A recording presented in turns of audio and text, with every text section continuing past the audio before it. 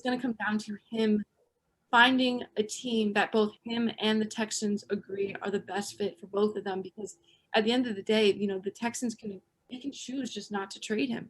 So it's going to come down to finding a team that works for both of them. And Chris, what team do you think fits that role best as of right now? We just at the end of the story, we know that he gets moved. The question is where, and that's what you posed. I think the Jets have the most to offer. The Jets have to go get him. The Jets have to make it happen. I mean, no ifs, ands, or buts. I mean, they have what it takes to get him. They have the draft capital. They have the financial capital. And the indication is that Deshaun Watson wants to be a Jet. So make it happen. What does it cost? It's going to cost a lot. It's going to start with that number 2 pick.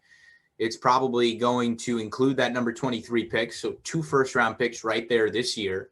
And then perhaps another next year. And that's a lot.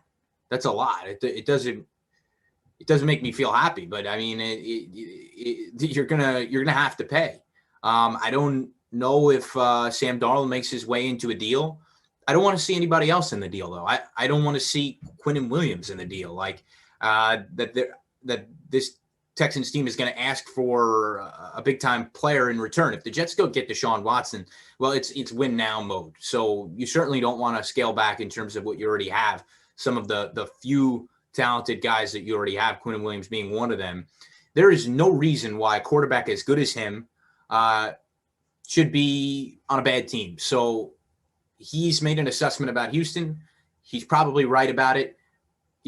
His belief that the Jets are going to be a better situation is a bit of a leap of faith, but it starts with Robert Saleh. And by the way, it encourages me that he has enthusiasm about Robert Saleh, that he wants to be a New York Jet, that he thinks that the Jets will bring something different than Houston does, shows a lot of hope in the new head coach, which we've seen across the board. I'm very eager to see what Saleh does. So long story short, it's got to be the Jets. The Jets have to make it happen. See, for me, you're saying, all right, Deshaun Watson, he's a great player. He deserves to be on a great team. And then you throw the word Jets in the next sentence. And for me, that doesn't sit right. To me, all right, yes, I agree. I think Robert Saleh is a great addition to this team. I think it's very exciting. I think he could really come in and change the culture of this organization, which has needed a culture shock for years now. However, is he going to be enough? Is Deshaun Watson going in there going to be enough? I mean, yes, he's obviously, to me, better than Sam Darnold and any other option they've had in the past few years. But one of the reasons you could argue that Sam Darnold hasn't been as successful is that they're missing a lot in their offense, their offensive game and defensive game. But that's a whole nother story. They don't have any all-star receivers. Their offensive line is very average.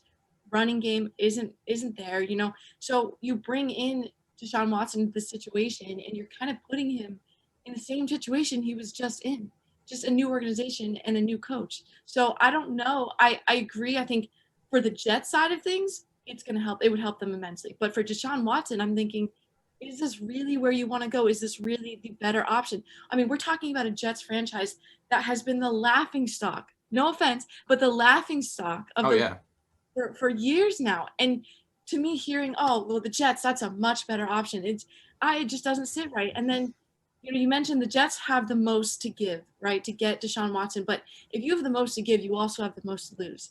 So you're looking at the draft capital on everyone they have right there. Do you really want to give up all this draft capital, which could help potentially rebuild a team in more than just the quarterback position? And you have the second pick of the draft, and there's a few good quarterbacks in there besides just Trevor Lawrence, Justin Fields, Zach Levine. There's other options. So you got to wonder, is it worth bringing in this one quarterback and giving up the next 2 years worth of rebuilding, the next 2 years worth of picks that could really help you rebuild this franchise?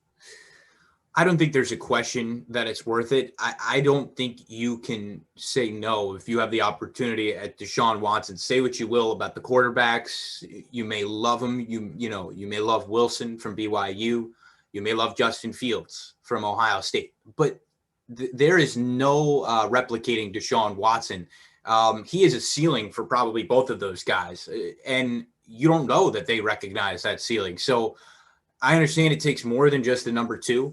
But it's a no-brainer to me to do it if the price is right. I mean, if it's the 2, I should say, and the 23 and one pick next year, it's a lot, but it's what you have to give up. Now, why Deshaun Watson wants to be a Jet, I mean, that's the part that we don't really know. We don't even know if that's necessarily true. I mean, I don't know if that's being inflated by the New York media, but it seems to be the indication. There's certainly no denial.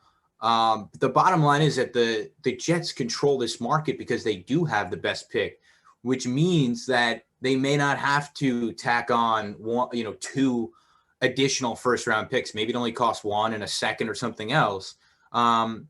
But if Deshaun Watson wants to be a Jet, and again, that's the part that we're not totally clear about, but for argument's sake, if that's the case, then he could potentially tell the Texans, I'm not gonna waive my no trade clause in the event that you send me to, let's say the Giants want to get him. I don't know why he would, again, we don't know why he might feel connected to Robert Saleh, but I was going to bring up the Giants because I don't see a scenario why they shouldn't be in the sweepstakes for Deshaun Watson. I don't see a scenario why almost every team in football shouldn't be in the sweepstakes for Deshaun Watson. I mean, of course, there are the exceptions who have the great quarterbacks. The Seattle Seahawks aren't going to strike a deal for a quarterback.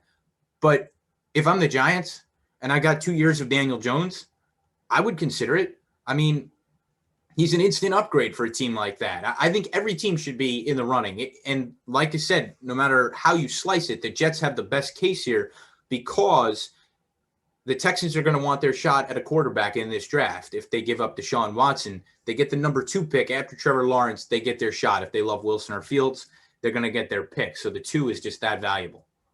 So you mentioned the Giants as another option. And I think you're right in that almost every team, any team that isn't one of those top 10 quarterback teams, like the Buccaneers or like the Bills, who already have their situation figured out, should be in this conversation and should be looking look at our roster and look at our draft capital. What do we have to give up for this generational talent who's arguably top 5, maybe even top 3 quarterbacks in the league? He just hasn't had the team, to give him the success that he deserves. So a few other teams, the Dolphins, you look at the Dolphins, you got, Tua Tagovailoa, that's a great option right there.